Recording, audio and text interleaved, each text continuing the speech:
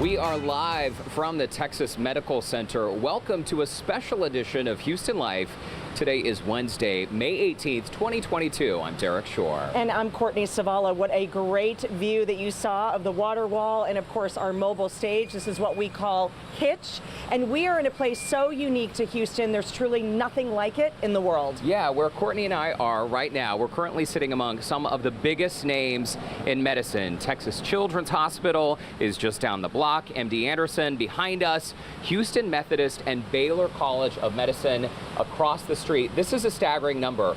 50 million square feet of developed medical facilities. And not just the sheer size that is so impactful, but of course it's the people, the talent, the access to some of the best treatment truly in the entire world. And listen to this, I heard this figure and my mouth dropped. The amount of employees here, more than 106,000 people. Unbelievable. And this is also home to the world's largest children's hospital and world's largest cancer hospital as well. It's unbelievable. And we may be sitting in the heart of the medical center and to celebrate everyday heroes in our medical community, but there are people all over the area who get up every day and improve the lives of others. And we are so happy that over the next hour here on Houston Life, we will meet a few of them. We'll talk with a dirt bike racer who is paralyzed in a pretty bad crash. He's been fighting to walk again with the help of some incredible people and organizations doing life-changing work. He will be joining us along with a couple folks he considers heroes in his life, Courtney. Can't wait for that. And our Lauren Kelly, she's here. She's live in Galveston with a look at a brand new playground specifically built for young burn victims at Shriners Hospital. Just look at that, the colors, everything. We're going to meet the people who helped make this happen. Plus, have you ever wondered what these heroes do in their off hours? Well, how about spending time playing in a band? Yes. Or an orchestra, more accurately. We will introduce you to the TMC Orchestra. It has been around for 22 years and is comprised of doctors, nurses, other folks who work in the medical field. It is such a treat, Courtney. I cannot wait to bring you this story. I can't wait for it either. And let's be honest, everybody needs a little hobby. They need a little break from the stress of work. Yeah. And I'm so glad we're going to have that story today. I can't wait to hear all their music as well. But first, we are starting at Texas Children's Hospital, where the pediatric teams help save and improve the lives of children every single day. Our Joe Sam took a look inside the lives of their ER staff. He joins us from just a few blocks away with their stories. Hi, Joe. Hey, Courtney, that's right. The emergency room serves as an integral part of any hospital or medical institution. And here at Texas Children's Hospital, we were able to get to see what the workday looks like for two medical professionals providing immediate care to young patients and their families.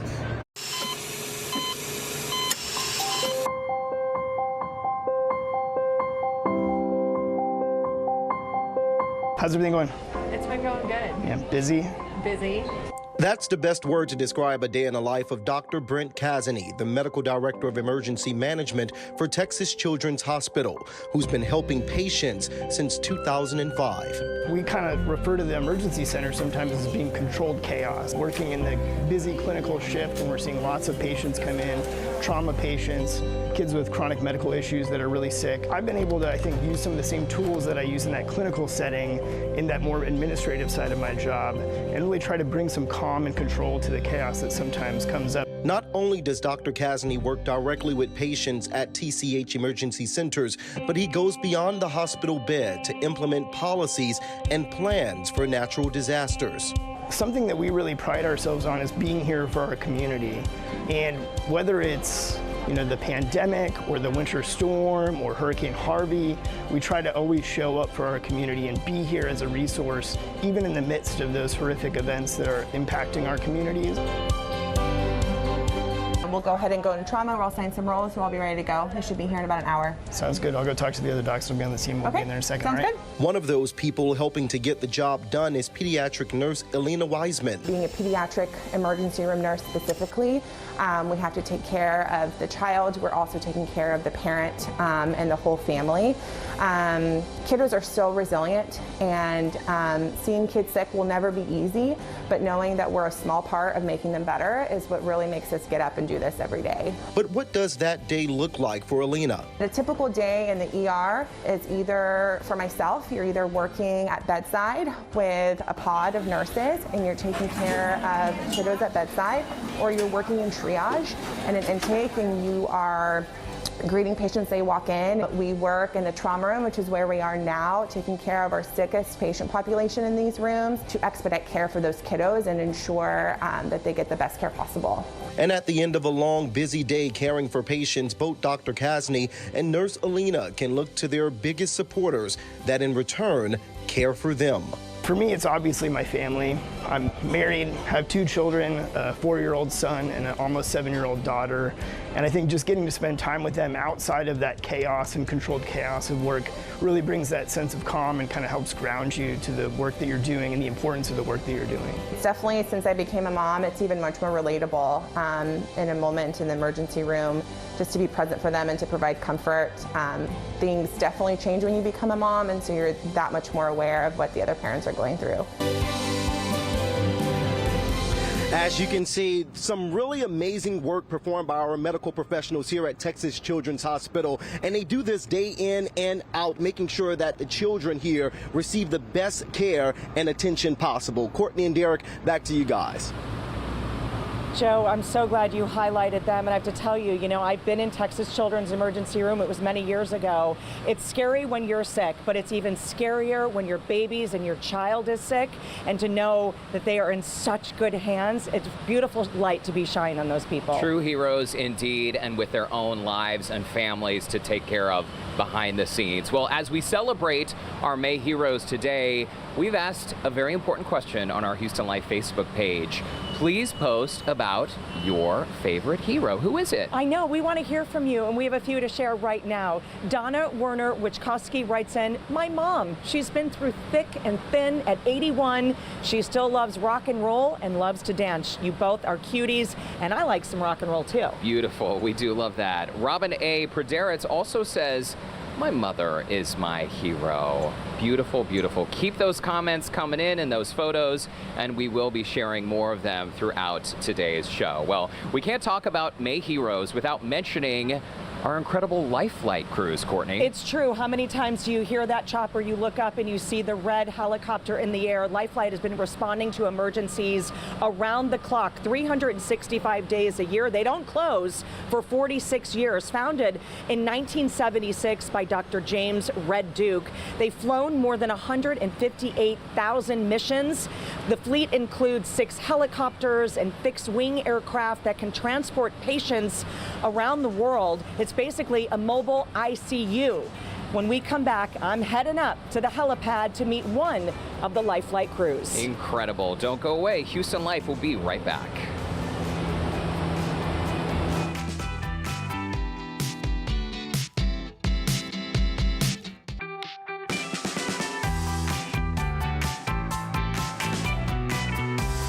Welcome back to Houston Life, everyone. I've changed locations. I am here at the helipad. This is actually Central Base, one of 5 locations for Life Flight, and I've got a crew with me today. And before we talk to them, we do want to recognize that today, May 18th, is National Trauma Survivor Day. And joining us today, we have Adam Owens, pilot, and we have paramedic Bradley Holland and flight nurse Destiny Young. Thanks so much for joining me today. Thank you. Do appreciate it. I know that your shifts are crazy. You never know when you're getting that call. Right now, we've got the Life Flight behind us.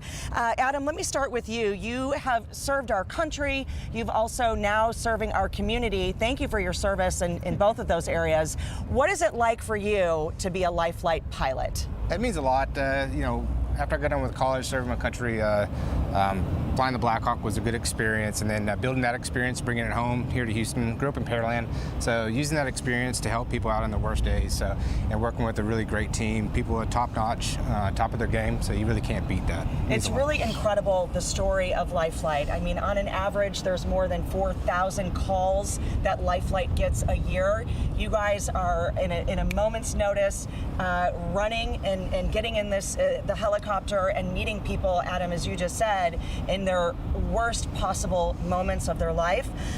Bradley, as a paramedic, I mean, I can't even imagine day in, day out what you deal with. So yeah, it's definitely a different area, especially down here in Houston for me. I came from up in the North Texas area, come down here. The capabilities that Life Flight gives the crew members to take care of the people down here is second to none. And it's more of an honor just to be here to work for this company and serve these people down here. I can imagine too. I mean, do you ever get a chance to follow up with people who are survivors? So we do have opportunities to follow up and visit with some of those people. There's times they'll come by and see us and let us know how they're doing and stuff. So it's a blessing that we have that opportunity here. It's really an incredible job that y'all do, and you don't get enough praises. We see Life Flight in the air, and I think many of us pause and reflect. When we see that, we know you guys are coming and going from a horrific situation. Destiny, what is this like for you? You're the flight nurse, you know, you get that call. You are actually giving care right in this helicopter as part of your job. Yes, Life Flight here holds you at very high expectations, and they give you all the tools that you need and resources, education to provide the best care for our patients, and I'm very appreciative of that. This is a mobile care unit. I mean, I know that sounds silly, we're talking about Life Flight, but you're doing your care and preventative and all of that right in that vehicle. Yes, we're able to do anything you're able to do in the hospital, whether that's intubate, we have ultrasounds that we can perform, our EFAST, or even start an IV if we have difficult IV access. So it's very neat, all the things that we have available. Destiny, do you pause and reflect daily? I mean, how do you get through it? I mean, such a high stress, high demanding job. You have to find your outlets, and whether that be, you know, stepping back and reading a book or just going home and hugging your family, you just find that peace in yourself. Yeah, for sure. Guys, you want to weigh in on that? How do you deal with that? Like she said, you find your things to do. You know, I like to play golf, hunt, fish, all of that good stuff as well. But I can't, you know, what she was talking about, and kind of as you mentioned, it's more than just a mode of transportation. It's an ICU in itself. Yeah. We practically bring the ICU to you. Like she said, whether that's with a ventilator, we carry blood products. If you're having a heart attack, we carry thrombolytics on our aircraft. Depending on the severity of your injuries, we can actually bypass the ER here, go straight to the operating room. That's almost unheard of in this industry, but that's something that Memorial Hermann provides. We're really proud to be a part of in doing that. It's a really incredible story. We're just getting a sneak peek into what y'all do. And Adam, I can imagine when you get the call, you're flying the helicopter, but all that work is happening right behind you. I can imagine you're in awe of your friends as well. I say I have the easy job, they got the hard job, but yeah, with the Memorial Hermann Life Flight, they set the bar really high. Coming out of the military, got to see really good, the best training in the world. So you're coming out thinking that you know a lot of stuff, and you come here and you realize the people that came prior to me really set the bar extremely high, so you had to really jump to attain that level. Memorial Hermann, they spared no expense, so the training is absolutely amazing, the equipment is amazing, so you can't really ask for anything more. Well, thank you all so much for what you do and giving us a brief glimpse into what you do on a daily basis. Destiny Young, Brandley Holland, and Adam Owens, we appreciate the service you do in our community. Thank you for your military service, Adam, and it was a pleasure to meet y'all. Thank you. Thank you for It's a having us. pleasure. Absolutely. Derek, we're going to send it back to you. All right, Courtney, thanks so much. 24/7, 365. Life Flight is always there. All right, coming up on Houston Life, a local organization is helping families dealing with childhood cancer. We'll find out what they are doing and how we all can help. And Lauren Kelly is down in Galveston highlighting some pretty big developments for some very special kids. Hi, Lauren. Hey guys, that's right. This is one of the most incredible playgrounds built for some very special people, and you're not going to want to miss all the very, very cool things that we have to show you about this one right here in Galveston. More on that on this beautiful playground when Houston Life returns.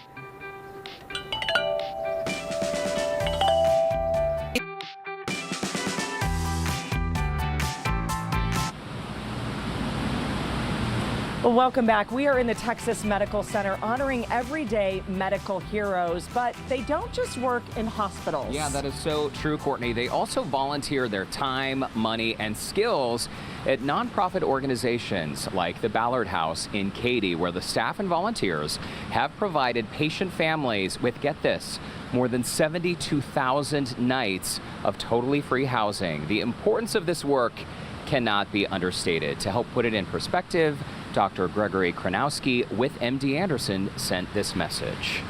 We can have the best physicians and therapists in the world, but if we can't get the patients to us, if the patients don't have the means to afford to pay for a private hotel for 7 weeks, that can mean substandard care. The fact that the Ballard House exists has allowed untold scores of patients to receive their care at a world-famous cancer center. And you can be a hero for the Ballard House by supporting their upcoming fundraiser, the Midsummer Night Festival. We do have a link in the Scene on Houston Life section of our website, houstonlife.tv. And organizations like these are so important to families facing long-term diseases. Yeah, another organization working to support the young patients in our area, Heroes for Children. Julie Mallon joins us now with more on this organization. Okay, let's talk, Julie, about, first of all, it's great to see you. Great to see you too. The origins of this fantastic organization. How did it all begin? So it really started with two moms who had gone through the battle of cancer with their own children and watched all the stages. And unfortunately, they did lose their battles in the end. And they saw the struggles all the way through, that the families had, the gaps that were left, that family and friends were filling. And thus, Heroes was born to help with financial and social assistance. And that's the thing, Julie. I think when, unfortunately, these types of organizations are needed. We want to eradicate cancer, pediatric cancer. In the meantime, though, these families need the help and support. And just to drive this home a little bit, some statistics. Since 2004, Heroes for Children has provided more than $6 million to almost 7,000 Texas families in need of financial and social assistance programs. When people hear that, what exactly is this? I know your laptop program is really important, but there's also requests that you fulfill as well. Absolutely. So every week we get requests made by social workers. So when you're diagnosed, you get assigned a social worker through the hospital system. And that's who really will guide you to Heroes for Children. And every week, Monday through Wednesday, they send us applications. We process them on Thursday, and Friday the checks go out every week. We have not missed a week during COVID or anything else for these families. It really is incredible. And Julie, when a family gets a cancer diagnosis, I mean, of course, that's like one of the worst days of their lives, right? And you're helping these families with young cancer patients, 0 to 22 years old, is that right? Yes, so 0 to 22 you qualify. And really, we want to be that breath and that smile that you're able to take in that darkest moment, to your point. You know, we want to walk in and be the one that helps you keep the electricity. And also through our social programs, connect with other people that are unfortunately on a very similar journey, and you guys can connect and be a support system. And so they know that they're not alone. I know that you have your Laptops for Love program. Currently, that's about 50 families annually. The expansion to reach more families, of course, is out there. And the biggest thing right now to drive home that if someone's in need or knows someone, they need to contact through their social services. Absolutely.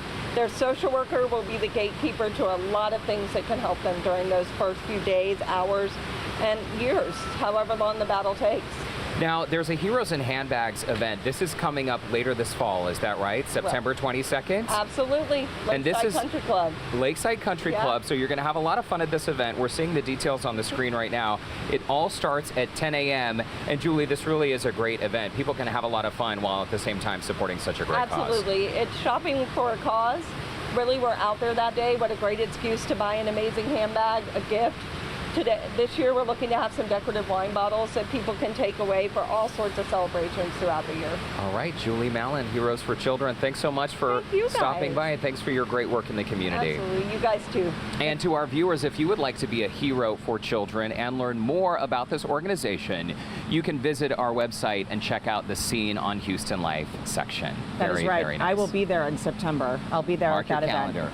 And speaking of children's heroes, we're getting a look at a special new playground in Galveston this afternoon. Yeah, but this isn't just any playground. This one is very special as it was built specifically for young burn victims from Shriners Hospital. Lauren Kelly is live in Galveston with the wonderful people who made this all possible. Lauren, what a great idea.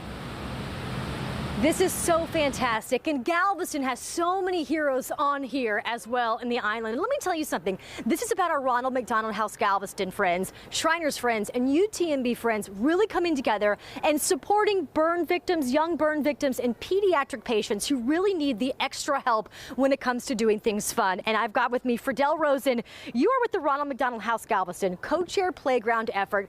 This is so amazing. Why don't you tell us a little bit about this? Well, it is just a thrill. Absolutely. We have been serving the children who are seen by UTMB and Shriners since we opened 34 years ago, and we have tried to have a playground for 34 years. And now you have one. Congratulations. Now we have it, and we are thrilled. It is something that we have strived to do for years, and we did it. Absolutely. Now let's tell everybody a little bit about why this playground is so special. This playground is adaptive in the sense that a child who is on prosthetics, a child in a wheelchair, a pediatric burn patient, any number of reasons that they might be at UTMB for chemotherapy, whatever, this playground is for them. We spoke with the occupational therapists, the physical therapists at both institutions and said, tell us what we need to do. And they said, you need to make it so they can use their equipment, but they have to live in the world. So don't make it just something so easy that they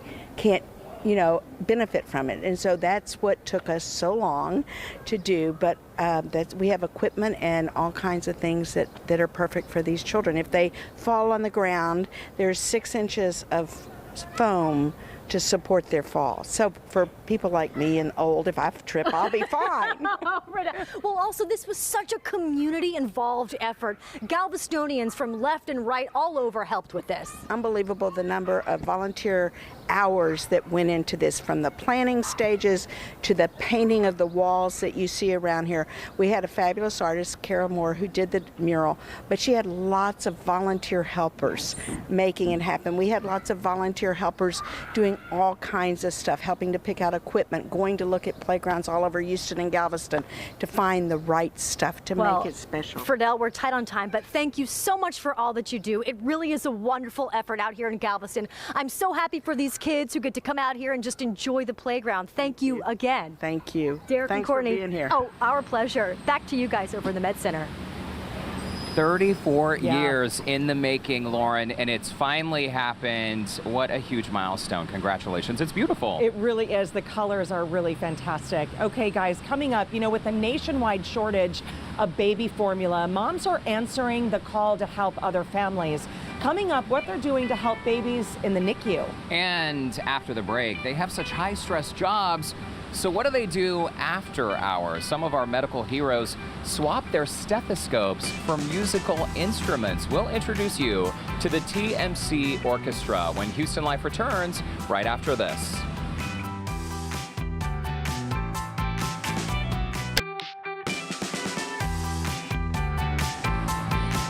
Welcome back to a special edition of Houston Life. I'm Derek Shore along with Courtney Zavala, coming to you from the Texas Medical Center. Listen, it's a beautiful day to be down here, don't you think? It's gorgeous, and it's always busy down here, always. Always, and we're getting a little spritz from the water wall.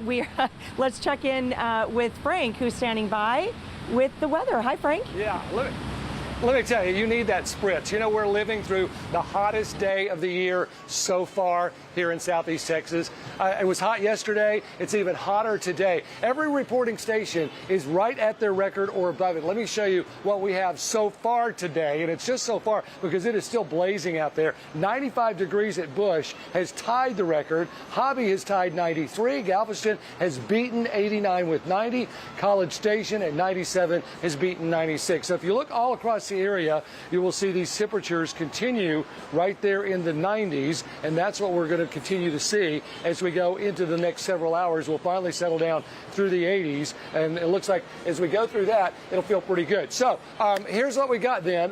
You can see a little bit on the warm side, especially if you are looking for a dog walk. By the way, we're looking at the Trinity Hope. The Trinity Hope Therapy, that's Clark, the Trinity Hope Therapy dog which does so much for people that are suffering from any kind of illness, is really with them to just bring them some emotional support. So that has been a really nice thing. In the meantime, I want to go ahead and show you the 10-day forecast, only because it has so much hope in it. Look at all of those chances for rain, especially Sunday with a cold front at 60%, and then on Tuesday a cold front with another 60%. Every single day has at least some chance for a little bit of a shower here and there. But we'll continue to talk about this during our newscast from here at the Texas Medical Center at 4, 5, and 6 o'clock. Enjoy that spritz, guys. It looks good on you. Thank you. And we're going to take any kind of cold front you're going to give us, Frank. Doesn't look like a cold front to me, but we'll talk about that later. Cool front. Okay.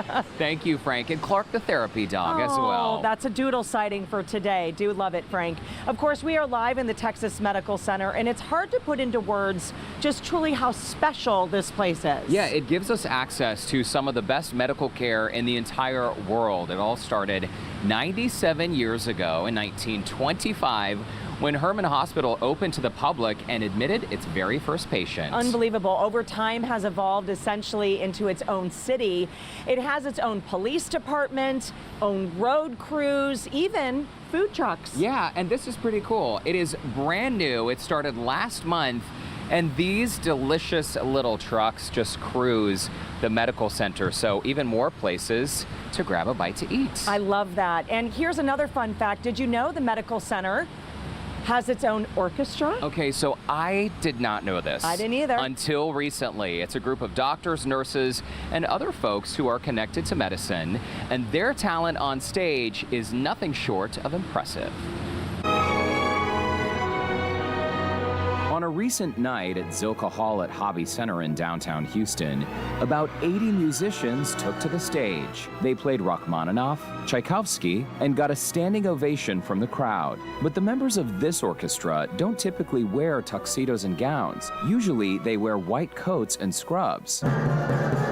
This is the Texas Medical Center Orchestra, comprised of musicians who are doctors, nurses, dentists, or are in some way connected to the medical field. I am originally a pianist. I went to Juilliard, and then I progressed into conducting. Libby LaBelle is the artistic director.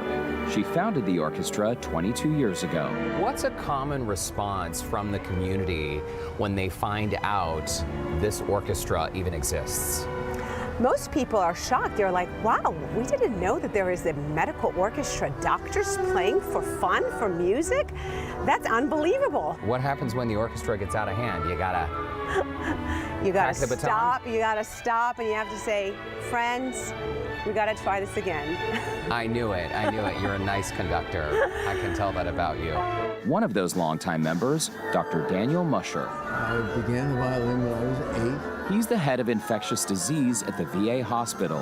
A demanding job, yet he still finds time for the orchestra. Why did you want to be part of this group? Well, it's the energy, it's the excitement, and the love of music. People are surprised. I mean, I am old. How old are you if you 84. don't? 84? Yeah. Oh my gosh, that is so cool. Congratulations. It's a very rude question for me to even ask. Don't be silly. Okay. Well, some people, they don't like to talk about their age. Another founding member, Dr. Lynn Zedrick. I'm at Baylor College of Medicine, and I run a research lab. I gave up being a music major to be a scientist, but yet here I am. Here you are. We all look forward to Wednesday nights when we can rehearse. You have passion and you have feeling, and we may not be technically the best orchestra in the planet, but we play with a lot of heart. The group has performed all over Houston, Zilka Hall at Hobby Center, Miller Outdoor Theater, even Carnegie Hall in New York City. And this is a volunteer position for all of these members of the orchestra. People might be saying, how do these orchestra members even have the time or energy to come and do something like this? They just absolutely love it. It takes so much effort and dedication to be a doctor, to do it day by day, and then when they come here once a week, they just forget about it all. The musicians who show up to rehearsal week after week have built a unique community of talent and mutual respect. I have incredible amount of respect to them as human beings, as amazing people who do good for the community and help others. Working with them has been the most amazing part of my life. And I'm sure that is mutual respect, because they wouldn't have stayed so long if they didn't like and respect you. And none of this would have happened had you not founded this orchestra 22 years ago. So you can give yourself some credit as well. Thank you. I got to tell you, Libby LaBelle and that entire orchestra, they are treasures here in Houston.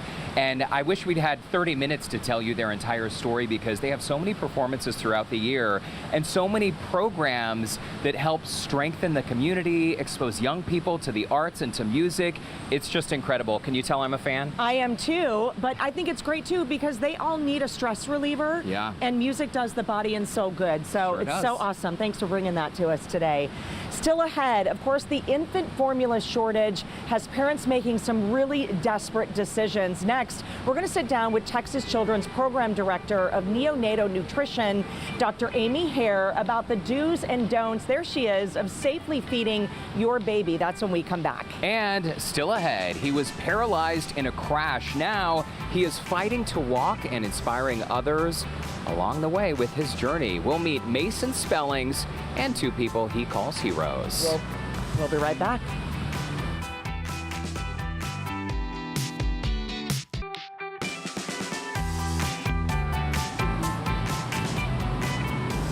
Well, welcome back. You know, being a new parent is always stressful, but it's especially difficult when your baby needs extra support in the NICU. These babies need special resources, including one that often comes from other moms: breast milk. Joining us now from Texas Children's Hospital is Dr. Amy Hare. She is the program director of neonatal nutrition. Dr. Amy Hare, it's great to see you and meet you. And gosh, our timing could not be better, because a lot of people are talking about the empty store shelves. It's a really scary time for a lot of parents, and they might be wondering, if you have a newborn, how do we safely feed our baby? Yeah, no, the shortage is a real concern right now. Parents are going to multiple stores to find formula. So what I would recommend, what we have been recommending, is that most of the formulas for newborn babies are all really similar. So you may not be able to find the brand you want, but you can find a similar formula. So it may need to be the store brand, or, you know, just not the exact brand you want. Okay. This is really interesting. Before we get into the milk bank, there's also these stories that are going around where people, I'm going to make my own formula at home. Here's your soapbox, Dr. Hare. Don't do that. Yeah, no, I think, you know, like we said, everyone wants to feed their babies. Yeah. They're frustrated going to multiple stores, but do not make formula at home. There's recipes on YouTube and circulating the internet, but they're not meant to meet the needs of the baby's nutritional needs. They can be dangerous. They can cause infection, if, you know, just don't do it. And also, some of the things that people are posting online, while they may have good intentions, it can actually be quite dangerous. These milk sharing communities we've heard of. The milk bank here, through you and through a hospital system, is safe because it is tested, it is screened, but milk sharing is something you really caution our viewers about. Yes, so that's another thing. You know, I think neighbors and families are trying to help each other out, but we really discourage any type of milk sharing. There are many risks. Infections, there could be medications in the milk, etc. So we would say, talk to your pediatrician about finding another brand of formula. Don't milk share. Okay, let's talk about what's going on for the NICU, because this is a program that you all have had for a number of years. When we talk about milk donation. Yes. Yes, so we have lots of preemies in our NICU at TCH, and we really rely on mothers that have excess breast milk. We rely on them donating it, and it goes to our partner up in North Texas Milk Bank. They pasteurize it and get it ready for our babies, and they send it back to us. So we can provide the best nutrition for our tiny babies. I wish we had donor milk for all our babies, right? But right now it's just, we only have enough for our premature babies. And that's a very important point. Dr. Amy Hare, if there's a viewer out there right now who is one of those people who is producing extra breast milk, how can they donate? Yeah, so I would tell them to go on our Texas Children's Hospital website. Under Milk Bank, there's a link. And they'll give them the information. We actually are a depot, so they can drop it off here at Texas Children's, and we can help them with their paperwork. That is really great. And I mean, you have to remember too, it's sort of like giving blood. What you donate today isn't going to be used today, so you need to keep that supply coming. Oh, absolutely. Yes. Okay, well, it is such a critical time. Any final thoughts, Dr. Hare? Oh, no, thank you for having me, and I'm just so thankful to all the moms out there donating their milk so we can get it pasteurized and fed to our premature babies. It's an incredible community we have here in Houston. Dr. Amy Hare, thanks so much for your time and for helping the littlest members of our community. Of course, this is such a critical time. We do have a link on how you can, again, donate. Just visit our website, HoustonLife.tv. And when we come back, we're going to meet a local dirt bike racer, Mason Spellings, who was paralyzed in a crash. This life-changing event means a long road to recovery. He is getting ready right now. We'll meet him in just a moment. His positive attitude and determination to walk again will inspire you. We'll have Mason's story and meet two people he calls heroes when Houston Life returns right after this.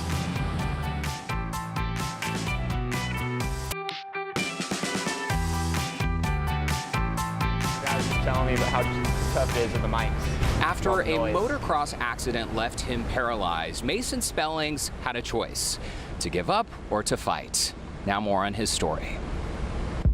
For the past 3 years, Mason has been putting in the work. Yeah, you can do it. In 2019, a motocross accident left Mason paralyzed from the chest down. But this fun-loving, in-the-dirt thrill seeker has been training hard and pushing his body, determined to walk again. Keep working. With help from Tier Memorial Herman, Bridging Bionics, and Project Walk, he's making progress. Today, it's a big day. On this early Sunday morning, Mason, with his crew in tow, we're kind of having to tell him who's boss right now. Yeah. We're saying, hey, no, these legs are they're gonna be moving. They're gonna go walking. Mason is getting ready to walk. Mason's goal: to walk for 1 hour. I'm just still in disbelief that I'm here and I'm gonna walk on my walker in a marathon. It's something a year ago I wasn't sure I was gonna be able to do this. The Wings for Life World Run 2022 has begun. Any spinal cord injury, the first thing they tell you is you've got to have a good support team. With each step, Mason wants to bring awareness to spinal cord research and Wings for Life. This is the only fundraiser that is 100% for the cure. And that is something that gives everyone hope, and just like I'm trying to give people hope right now, walking on my walker. We're about to break the threshold, go further than I've ever gone before. I'm feeling good. Feeling good and going strong, Mason has done it. All right. 4-4. 1 hour. 1 hour. Did we get to an hour? Did we get to an hour? A little over an hour. All right. Love you, Mason. Awesome. Good. Do you have a picture together yet?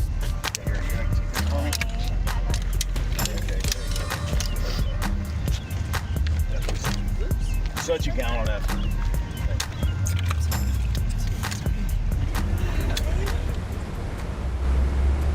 And Mason joins us now on Houston Life along with David Kanyamar and Emily Young, who helped him through this process of recovery.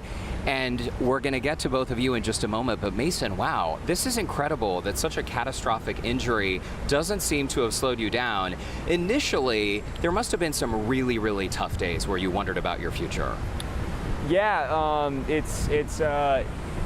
it's very humbling. It's wild how fragile the human body is and how just in an instant your entire life changes.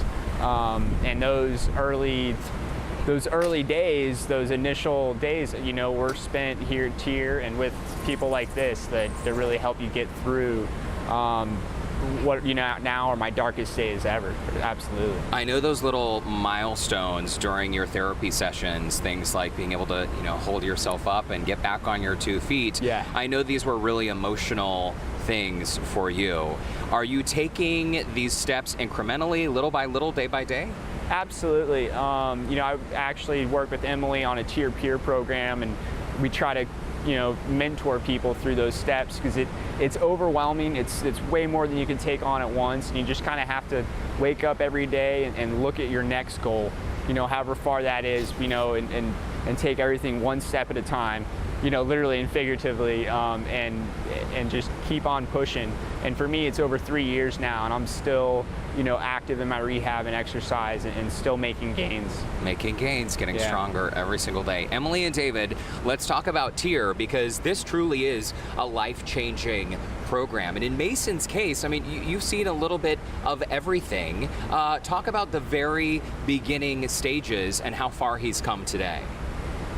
So a lot of times when we have patients, he came I believe, straight from the ICU, right? Yep. So a lot of times we have very traumatic cases, life-changing injuries, as you pointed out, and slowly but surely, step by step, day by day, one at a time, we help them get to where they need to be. I always tell my patients that it's we can always lead the horse to water, we can't make him drink. Mason was thirsty. Okay, that's a great analogy. And let's really talk more about the specialized role that TIER plays in the medical community, because the work that you do, again, can really affect someone's quality of life long term.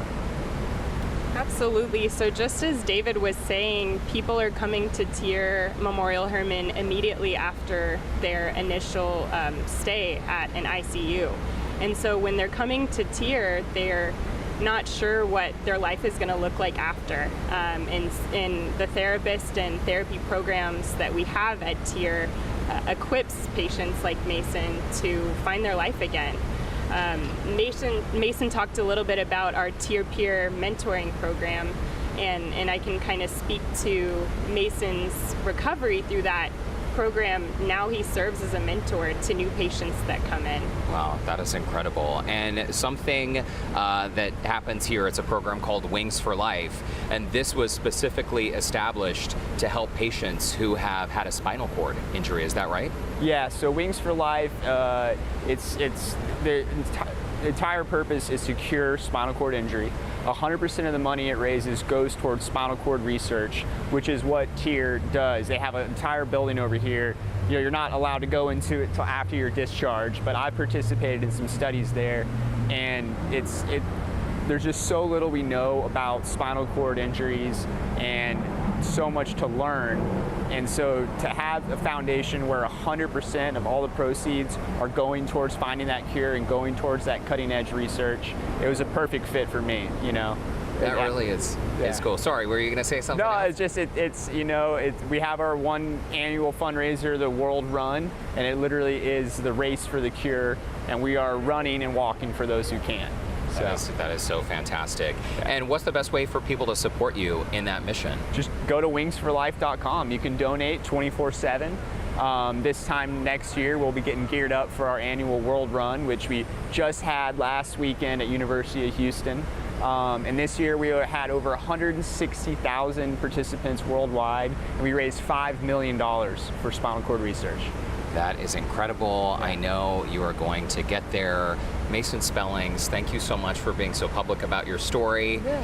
Emily and David, it's great meeting you both, and incredible work that is happening here every single day in our own backyards right here at the Texas Medical Center. Yep. So thanks to all three of you. We'll see you again. Too. And in the meantime, if you would like to learn more, you can visit our website, HoustonLife.tv. All right, before we go to break, we do want to give a special shout out to some hardworking members of our Texas Medical Center community, our four-legged friends. If you've been down here, maybe you have met some of the service animals. This is Elsa here, who is the very first therapy dog. She retired on April 8th after comforting thousands of patients on some of their hardest days with snuggles and love. And earlier today on Houston Life, we asked you to share your May heroes on our Facebook page. Barbara Lowell says, "That's my hero, married to him for 52 years. He served our country in the U.S. Army for 24 years. Thank you so much for your service. And thanks for tuning in. Houston Life will be right back.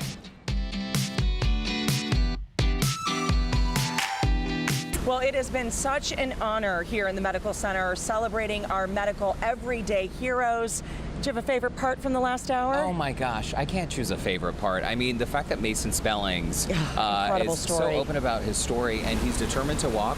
One day I know he's going to do it, but in the meantime, he's not wasting any time. He is out there inspiring others and raising money to find a cure for those with spinal cord injuries. It's just incredible. It really is, and true heroes to have the spotlight today on the show from all the doctors and the nurses and everyone else here in the Medical Center. There are some incredible stories coming out of this entire facility. Yeah, there sure are. Well, we hate to see this hour end, but sadly, it has come to an end. Why don't we tell our viewers about tomorrow's show coming up? We are back live in studio, and get this, we'll be catching up with celebrity couple Bill and Juliana Rancic, a look inside their lives on and off the screen. That's pretty incredible. That is, plus they're going to be sharing a big announcement with us. So what is next for the power couple? We will find that out tomorrow. And of course, a great show here from the Medical Center. It's our second one, and we're glad that we were able to honor and share some of these stories. Again, LifeFlight, more than 4,000 flights they do a year. You have to think about that when they get called. These are horrific tragedies that are happening, but in moments people are getting the intense care that they need to survive. More than 100,000 employees right here in Texas Medical Center. Not all heroes wear capes, and we are so glad you joined us today for this very special edition of Houston Life. That's right, but our heroes wear scrubs, right? They do, they do. That's going to do it for us.